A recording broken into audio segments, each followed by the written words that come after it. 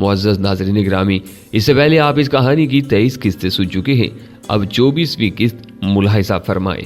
उसके साथ ही किसी का खालिस अंग्रेजी लहजे में फिक्रा सुनाई दिया। हाय प्रकाश, मैं यक लख्त घूमा और दूसरे हिला में हैरानगी और खुशी के मिले जुले तासरात लेकर नौवार से हाय जसवंत का नारा लगाकर लिपट गया।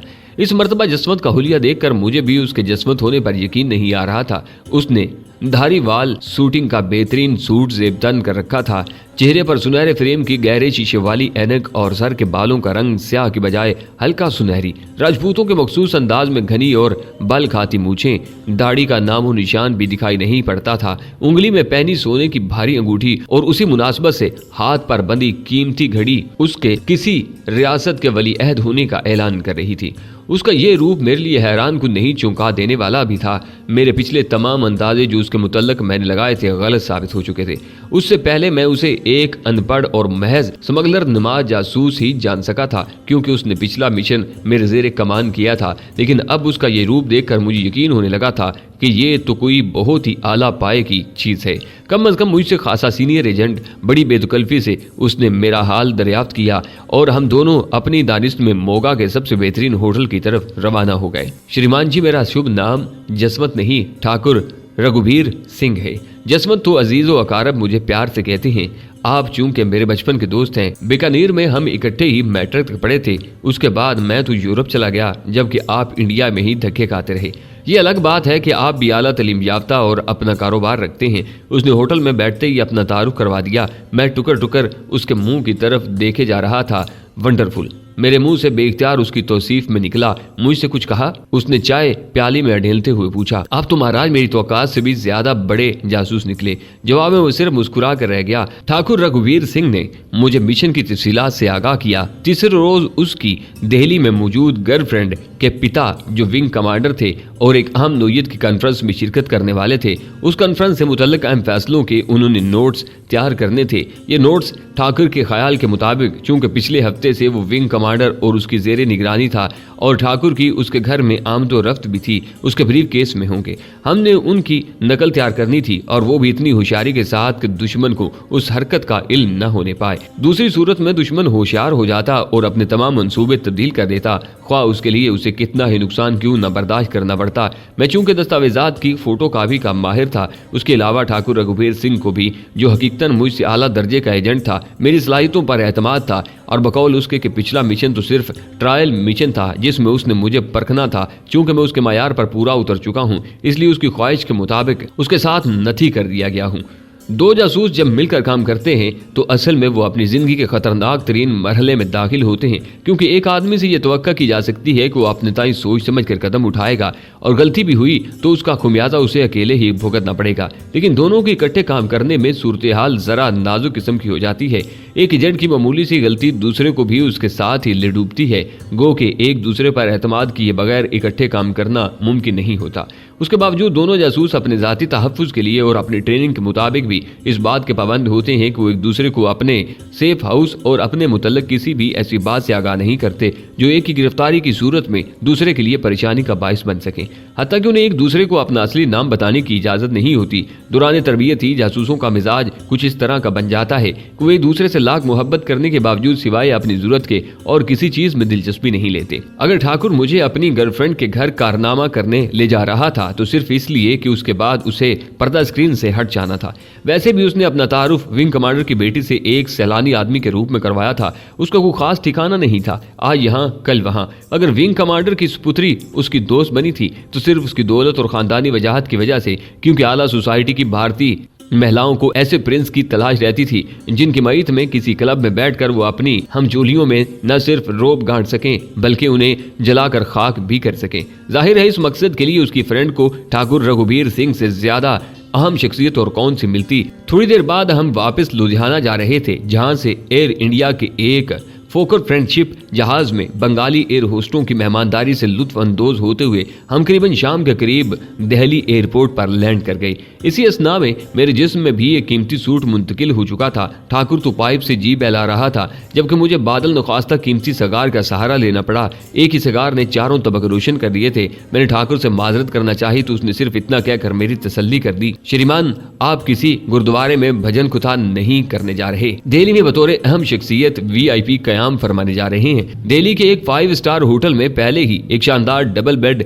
रूम ठाकुर रघुबीर सिंह के नाम पर बुक हो चुका था। जैसे हम एयर इंडिया की आरामदेह बस से उतरकर लाउंज में दाखिल हुए, एक पतलून बरदार श्रीमती जी तेजी से हमारी तरफ बढ़ी। हाय ठाकुर, हाउ आर यू? और वो तमाम एहतियातें बालाए ताक रखकर ठाकुर से बगलगीर हो गई। ठाकुर ने जवाब में फाइन कहते हुए उससे भी कुछ ज्यादा ही गर्मजोशी का मुजाहरा किया था। My friend mister Prakash Malhotra. उसने परकटी के अलग होते ही उससे मेरा तारुफ करवा दिया।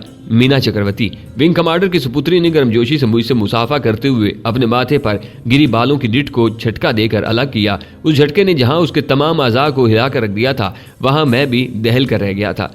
Come on darling. उसने ठाकुर का हाथ पकड़कर अपनी तरफ घसीटा। हमारे ब्रीफकेस एक बावर्दी शोफर ने उठा लिए थे। मीना चक्रवर्ती ने हमारी रहनुमाई पार्किंग एरिया में खड़ी एक कीमती मर्सिडीज कार की तरफ की। मुअद्दब शोफर ने हमारे ब्रीफकेस डिग्गी में रखे और बड़े एहतराम से कार के दरवाजे खोलकर हमें अंदर बिठाया। ठाकुर और मिस चक्रवर्ती तो पीछे ही बैठे थे। मैं दिल पर पत्थर रखकर अगली सीट पर बैठ गया। कार फराटे भरती विंग कमांडर के शानदार बंगले की तरफ जा रही थी। न जाने ठाकुर ने उनको किस चक्कर में फंसा रखा था। उस घर का तो एक एक फर्द उस पर मरा मिटा जा रहा था, क्या नौकर और क्या मालिक। थोड़ी देर बाद ही मुझे उसकी वजह भी समझ आ गई, क्योंकि जैसे ही मीना चक्रवर्ती ठाकुर और मेरे लिए चाय का इंतजाम करने बाहर गई, उनके नौकरों की आमद शुरू हो गई। ठाकुर को हर आने वाला झुककर प्रणाम करता और जवाब में 10-20 रुपए वसूल करके उसे दुआएं देता चला जाता। ये हजरात खासे मजे हुए खिलाड़ी दिखाई देते थे। उन्होंने तो मुझे भी मात दे दी थी। अंकल से मिलने की ठाकुर को शदीद ख्वाहिश थी, जो अभी तक मीटिंग से वापस नहीं आए थे। इसीलिए उसने होटल जाते हुए भी मीना चक्रवर्ती से बार बार दरख्वास्त की थी कि वो अंकल के आते ही उन्हें मुतल्ला करते। जब उसने ठाकुर को पप्पा के आने तक ठहरने को कहा तो उसने माजरत कर दी, क्योंकि होटल में बहुत से लोग उसके मुंतजिर थे। थोड़ी देर बाद वही शोफर हमें होटल छोड़ने जा रहा था। ठाकुर और मिस चक्रवर्ती ने एक दूसरे को खासी गर्मजोशी से रुखसत किया था। होटल वाले भी ठाकुर के पहले ही से मुंतजिर थे। जैसे ही हमारी गाड़ी होटल के पार्किंग एरिया की तरफ बढ़ी, खादमाओं की एक फौज जफर मौज हम पर टूट पड़ी। करीबन सभी पांव छूकर ठाकुर जी को प्रणाम करते और अपनी जेबें भरते थे। कमरे तक एक खूबसूरत वेटर्स ने हमारी रहनुमाई की। कोई खिदमत जनाब। जाते जाते उसने अपने सारे खतूत नुमाया करते हुए ठाकुर से दरियाफ्त किया। नो। ठाकुर जी ने थैंक यू कहना भी गवारा न किया। मिस्टर प्रकाश, आप सिगार नोश नहीं फरमा रहे। उसके जाते ही ठाकुर ने मेरी तवज्जो उस तरफ मफजूल करवाई। वाकई अब तक मैंने बमुश्किल आधा सिगार पिया था। मैंने तो कर दिया, लेकिन जिस विंग कमांडर के यहाँ आप डिनर और कॉकटेल पार्टी उड़ाने जा रहे हैं, इंटेलिजेंस उस पर कड़ी नजर रखे हुए है और वहाँ माफी की गुंजाइश तो शायद नहीं होती। अच्छा यार, अब शर्मिंदा ना करो। मैंने सिगार बादल नखास्ता सुलगा लिया। अब मैं किसी आदि सिगार नोश की तरह कश ले रहा था। ठाकुर जी का पाइप उसी असना में सुलगता ही रहा था। अभी वह मुश्किल आधा घंटा ही गुजरा था कि फोन की घंटी बजने लगी। Hello uncle. दूसरी तरफ से आवाज पहचानते ही ठाकुर ने नारा लगाया और मुझे भी आंख मारी। क्यों नहीं, क्यों नहीं। दरअसल कुछ मामलात निपटाने थे, इसलिए उसने दूसरी तरफ से कुछ सुनने के बाद जवाब दिया, ओके हम आ रहे हैं। ठाकुर जी ने थोड़ी देर गुफ्तगू करने के बाद एक शान बेनियाजी से फोन क्रेडल पर रख दिया। अब वो रिसेप्शन से मुखातिब थे, टैक्सी का बंदोबस्त करो। चंद मिनट के बाद ही एक बावर्दी बैरे ने हमारे ब्रीफकेस उठाए और हमें टैक्सी तक पहुंचा दिया। ड्राइंग रूम में हमारा इस्तकबाल मिस चक्रवर्ती और उसके पप्पा और मम्मा ने किया। Mister Prakash Malhotra and mister उनकापुरी चक्रवर्ती माय अंकल। ठाकुर रघुबीर सिंह ने हम दोनों के तारुफ को आगे बढ़ाया। थोड़ी देर तक गपशप लगती रही। इसी असना में ठाकुर और मेरी नजरें बेचैनी से उस ब्रीफकेस का जायजा लेती रही थी, जो एक मेज पर बड़े सलीके से रखा हुआ था। मिसेस चक्रवर्ती को क्लब जाना था। वो रुखसत हुई तो विंग कमांडर साहब को भी जरूरी काम याद आ गया, क्योंकि वो बच्चों को डिस्टर्ब नहीं करना चाहते थे। ठाकुर ने इस दौरान में मुझे टारगेट की निशानदेही कर दी थी। जो कुछ था उसी ब्रीफकेस में था। ये ठीक है, मुझे ताले खोलने की खुसूसी तरबियत हासिल थी, लेकिन किसी ब्रीफकेस को खोलने का ये मेरा पहला इत्तेफाक था। खुदा का शुक्र गुजरा कि ब्रीफकेस अब भारतीय था और नंबर सिस्टम की बजाय लाग सिस्टम उसमें नस्ब था। विंग कमांडर साहब की वापसी किसी भी वक्त मुतवक्का थी, क्योंकि ठाकुर के एजाज में वो खुसूसी कॉकटेल बनाते थे और दोनों डिनर इकट्ठे ही करते थे। आज तो ठाकुर का यार गार भी उसके साथ था, इसलिए ये खुशी दो चंद हो गई थी। मेरे ख्याल में वो इंतजामात का जायजा लेने ही गए थे, जबकि हकीकी मकसद ये था कि ठाकुर और उनकी साहबजादी को फुर्सत मुयस्सर आ सके। सिगार ने मेरे गले का सत्यानाश कर दिया था। मुझे अपना मिशन आसान और मजीद सिगार नोशी मुश्किल दिखाई दे रही थी। विंग कमांडर के जाते ही ठाकुर मेरे कंधे को छूकर मखसूस इशारा करते हुए और खुद मिस चक्रवर्ती का हाथ थामकर बड़े मस्ताना अंदाज में अपने पहलू में लिए बाहर निकल गया। मैंने उससे पहले ही ढीठ क्लासिकल म्यूजिक से लुत्फ अंदोज होना शुरू कर दिया था, जो ठाकुर की कमजोरी थी, इसलिए वो अपनी डार्लिंग के साथ बाहर चला गया। उसके बाहर निकलते ही मैंने अपना काम शुरू कर दिया। ड्राइंग रूम को 2 दरवाजे आते थे, एक तो पहले ही लॉक था, दूसरा मैंने कर दिया। तमाम पर्दों और खिड़कियों का मैंने चंद सेकंड ही में फुर्ती से जायजा ले लिया था। अगले हिल में मेरा काम शुरू हो चुका था। मेरी तमाम हिस्सियात सिमट कर मेरे हाथों में आ गई थी। करीबन 1 मिनट के बाद अपने बेकाबू धड़कनों के साथ मैंने ब्रीफकेस खोल लिया। एक फाइल जिस पर टॉप सीक्रेट के बड़े बड़े हरूफ टाइप थे मेरे सामने थी। दूसरे ही लम्हे मेरा नन्ना सा कैमरा हरकत में आ गया। मेरे दिल की धड़कनें जरूर बेकाबू थीं, लेकिन मेरे काम की तरबियत और तंजीम में कोई फर्क न आया। जब करीबन 5 मिनट के बाद मैंने फरागत पाई तो ब्रीफकेस की हर चीज यूं की तूं अपनी जगह मौजूद थी। दुनिया का माहिर तरीन फिंगरप्रिंट एक्सपर्ट भी मेरी उंगलियों के निशानात बाहर नहीं पा सकता था। काम मुकम्मल होते ही मैंने दरवाजे का लॉक खोल दिया। अभी वह मुश्किल सुख का लंबा सांस मुकम्मल ही हुआ था कि ठाकुर और उसकी महबूबा अंदर आ गए। उसने अंदर आते ही हस्बे तवक्का टेप का स्विच ऑफ कर दिया। यार कभी इनको छुट्टी भी दे दिया करो, दफ्तर घर गाड़ी हर जगह यही तुम्हारे पीछे लगे रहते हैं। उसने एक आराम से सोफे पर मीना चक्रवर्ती समेत ढेर होते हुए कहा, एक ही शौक पाला है जीवन में और वो भी आपको पसंद नहीं। वाहरी किस्मत। मैंने भी सर्द आह भरी। अभी तक मैं नॉर्मल नहीं हुआ था। खुशी के मारे वाकई मेरे हाथ पांव फूले जा रहे थे। हमारा प्रोग्राम कुछ दूसरा था। ठाकुर ने रात के पिछले पहर को उस काम के लिए मुंतखब किया था और बाकायदा एक स्कीम हमने उस सिलसिले में काफी बहस व तमहीज के बाद मुरतब की थी। जैसे ही मीना एक फोन अटेंड करने के लिए अपने बेडरूम में गई, मैंने खुशी से बेकाबू होते हुए उसे अपनी कामयाबी से मुतल्ला किया। ठाकुर ने फटी फटी और हैरत ज़दा आंखों से मेरी तरफ देखा। उसके तो वहम गुमान में भी ये बात नहीं आ सकती थी। चंद लम्हे उसके दिलो दिमाग में कशमकश जारी रही। उसकी आंखों में उलझन के वाज़े आसार देखे जा सकते थे। फिर फरते मोहब्बत से बेकाबू होकर उससे और तो कुछ न बन पड़ा। उसने मेरे दोनों हाथ अपने हाथों में थाम कर उन्हें चूम लिया। प्रकाश, तुम वाकई एक अजीम इंसान हो। उसकी जज्बात से भरी आवाज सुनाई दी। आपसे ज्यादा नहीं। मैंने अंदर आती मिस चक्रवर्ती की तरफ इशारा करते उससे कहा। हम दोनों कहका मार कर हंस दिए। खुशी हमारे अंग अंग से फूट रही थी। मिस चक्रवर्ती हैरत से हमें कहके लगाते देखती रही। रात को डिनर से कुछ देर कबल हस्बे प्रोग्राम मेरी तबीयत बिगड़ने लगी और ठाकुर रघुबीर सिंह ने उस संदेशे के पेश नजर के मेरी मौजूदगी रंग में भंग न डाल दे मुझे होटल पहुंचा दिया। विंग कमांडर मिस्टर उनकापुरी चक्रवर्ती के साथ 2-3 और दोस्त अपनी बेगमात के साथ ठाकुर रघुबीर सिंह के एजाज में दी जाने वाली पार्टी में तशरीफ ले आए थे। मेरे होटल पहुंचने के तकरीबन 20 मिनट बाद हमारा तीसरा साथी मुझसे फिल्म वसूल करने ठाकुर ने भेज दिया था। मखसूस कोड वर्ड्स के तबादले और अपनी शनाख्त के बाद मैंने फिल्म उसके हवाले कर दी और सुख का सांस लिया। अब मुझे शिद्दत से नतीजे का इंतजार था, क्योंकि कैमरे के धोखा देने का खतरा भी मौजूद रहता था। ठाकुर की वापसी 11 बजे के करीब हुई। उसके आने के चंद मिनट बाद फोन की घंटी बजी। मैंने बेचैनी से फोन उठाया। दूसरी तरफ से हमारे साथी ने ओके कहकर फोन बंद कर दिया। मेरी मेहनत रंग लाई थी। ठाकुर ने गर्मजोशी से मुझे गले लगा लिया। हम दोनों की हालत करीबन एक जैसी थी। सुबह उसने मुझे बड़ी गर्मजोशी से रुखसत किया। मीना चक्रवर्ती और ठाकुर दोनों ही मुझे हवाई अड्डे पर रुखसत करने आए थे। मैं सारे रास्ते मिस चक्रवर्ती की मेहमान नवाजी से महरूमियत का रोना रोता आया था, जबकि वो खुद ठाकुर के बेहतरीन दोस्त को मिस करने पर मुझसे ज्यादा मुतासब थी।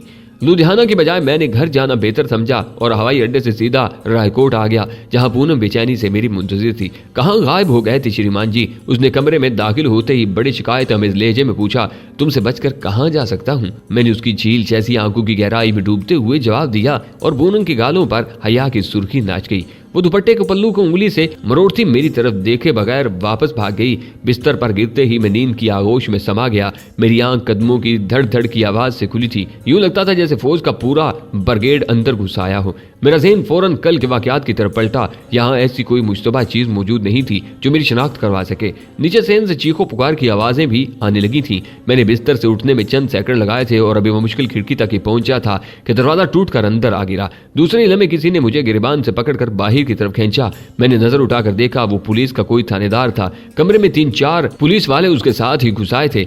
मुझे सीढ़ियों से धकेलते हुए उस सहन में ले आए जहां घर के तमाम मकीनों के गिर्द पुलिस के जवान राइफलें ताने खड़े थे। नींद मेरी आंखों से यूं उड़ी जैसे मैं कभी सोया ही न था। यही हाल घर के दूसरे लोगों का था। उनके चेहरों पर भी हवाइयां उड़ रही थी। खौफ और दहशत के मारे उनके मुंह से कोई बात भी ठीक से नहीं निकल पाती थी। हाँ, एक बाबूजी ऐसे जरूर थे जो बिल्कुल पुरसकून नजर आ रहे थे। मैं न सिर्फ ज़हनी बल्कि जिस्मानी तौर पर भी हालात से निपटने के लिए तैयार था, लेकिन सूरत हाल चूंकि अभी तक मेरी समझ में नहीं आ सकी थी, इसलिए मुझे फिलहाल खौफजदा ही रहना था।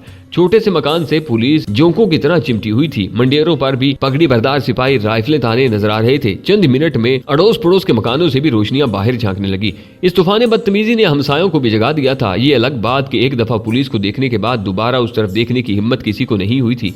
कौन हो तुम? उस थानेदार ने जो मुझे धक्के देता हुआ यहाँ तक लाया था, खामोशी का सकूत तोड़ते हुए बड़े दृष्ट लेसे में दरियाफ्त किया। मेरा बेटा है, मुझसे बात करो। मेरी बजाय बाबूजी ने कड़कदार आवाज से थानेदार को अपनी तरफ मुखातिब किया। उनका लबो लहजा मेरे लिए अचंभे की बात थी। आज तक मैंने उन्हें कभी इस मूड में नहीं देखा था। मैं खामोश रहा। लेकिन हमारी इतलात के मुताबिक तुम्हारा सिर्फ एक बेटा है। थानेदार के हक में खड़े एक सफेद वर्दी पुलिस ने खुफिया पुलिस के मखसूस लहजे में प्रकाश पर नजर जमाते हुए कहा, तुम्हारी इतलात कोई आसमानी सहीफा नहीं है। ज्यादा बहस करने की जरूरत नहीं, अपनी आमद का मकसद बताओ। बाबूजी की आवाज यकीनन सारे मोहल्ले में गूंज रही होगी।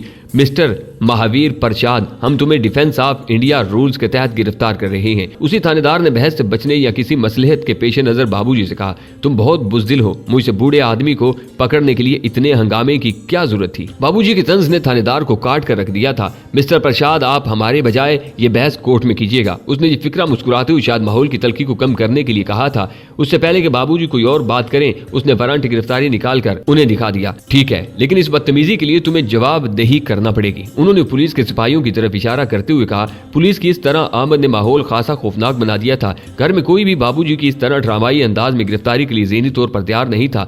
माताजी की हालत तो खुसूसन बहुत खराब हो रही थी। जब उन्होंने बाबूजी की गिरफ्तारी का सुना तो अचानक सदमे से लड़खड़ा गईं, लेकिन मैंने उन्हें मजबूती से थाम लिया। बाबूजी ने उन्हें हौसला दिया। पूनम माताजी को मेरे इशारे पर अंदर कमरे में ले गईं। प्रकाश अभी तक संभल नहीं पाया था। मैंने उसके कंधे पर हाथ रखकर उसे अपनी जानिब मुतवज्जा किया और मुस्कुराते हुए हौसला देना चाहा। इसी असना में बाबूजी हमारे नजदीक आ गए। उन्होंने हम दोनों को सीने से लगा लिया। बेटा, तुम्हारे होते हुए मुझे इस बात का कभी एहसास नहीं हुआ कि मेरे बाद ये घर सूना रहेगा। उन्होंने हमसे अलग होते हुए मुझे मुखातिब किया। बाबूजी, मैं मुश्किल इतना ही कह पाया था। मेरा गला रिंध गया था। बाबूजी के भरपूर एतमाद ने मुझे खासा जज्बाती कर दिया था। प्रकाश इसे मेरे समान समझना। उन्होंने इस मर्तबा प्रकाश को मुखातिब किया जिसकी आंखों से आंसू किसी भी लम्हे झलक जाने को तैयार थे। चलिए, उन्होंने पुलिस वालों को मुखातिब किया। बाबूजी आगे आगे चल दिए। उनके पीछे पीछे पुलिस वालों के साथ मैं, प्रकाश और पूनम भी एक जुलूस की शक्ल में जा रहे थे। पूनम माता को मौसी जी के हवाले करके खुद बाहर आ गई थी। दरवाजे के बाहर गली की नुक्कड़ तक हम बाबूजी के साथ गए जहां पुलिस की एक वैन उनकी मुंतजिर थी। इसी असना में उन्होंने पीछे मुड़कर नहीं देखा। उनकी चाल में एक खुददारी, एक भरपूर एतमाद झलकता था। ऐसा भरपूर एतमाद जो किसी अजीम मकसद के लिए जद्दोजहद करने वालों में खुद ब खुद डराता है। डिफेंस ऑफ इंडिया रूल्स के तहत हुकूमत किसी भी शख्स को अपनी मर्जी के मुताबिक गैर मुइना मुद्दत तक नजरबंद रख सकती थी और भारतीय जेलों में कई ऐसे नजरबंद भी मौजूद थे जो 1923 से आज तक नजरबंद चले आ रहे थे। खसूसन किसी के नक्सलबाड़ी साबित हो जाने के बाद तो 10-15 साल से पहले उसकी रहाई के इम्कानात बहुत कम होते थे और ये इतनी लंबी मुद्दत थी कि शायद ही जिंदगी उनसे वफा करती। सांस की वो डोर जो अरसे से अटकी हुई थी उसे कोई भी झटका चंद सानियों में तोड़ सकता था और उसके बाद शायद उस घराने का ताना बाना बिखर कर रह जाता, क्योंकि एक बाबूजी की जात ही थी जिसने अब तक सबको एक महवर पर जमा कर रखा था। उनकी मौजूदगी में कभी मौसी जी को अपनी बेविगी का एहसास नहीं हुआ था। घर खारफत खुद को महफूज जानता था, लेकिन अब क्या होगा? बाबूजी ने अपनी दानिश में तो मुझे अपनी जगह देकर बला अपने गले से उतार दी थी, लेकिन मैं क्या कर पाऊंगा? यही था वो सवाल जिसने मुझे फौरन डसना शुरू कर दिया था। वैन के नजदीक जाकर वो मुड़े। पूनम पर शायद उनकी नजर अब पड़ी थी। उन्होंने पूनम को देखते ही अपनी बाहें फैला दी। पूनम बाबूजी कहकर उनसे लिपट गई। हम दोनों सर झुकाए उनके करीब खड़े थे। बाबूजी ने मुझे अपने नजदीक बुलाकर अपने साथ चिमटा लिया। बेटा, तुम में हकायक का सामना करने की सलाहियत मौजूद है। मुझे ये कहना तो नहीं चाहिए, लेकिन इस बात के इम्कानात कम ही नजर आते हैं कि मैं तुम्हें आशीर्वाद देने के लिए तुम्हारे दरमियान मौजूद रहूंगा।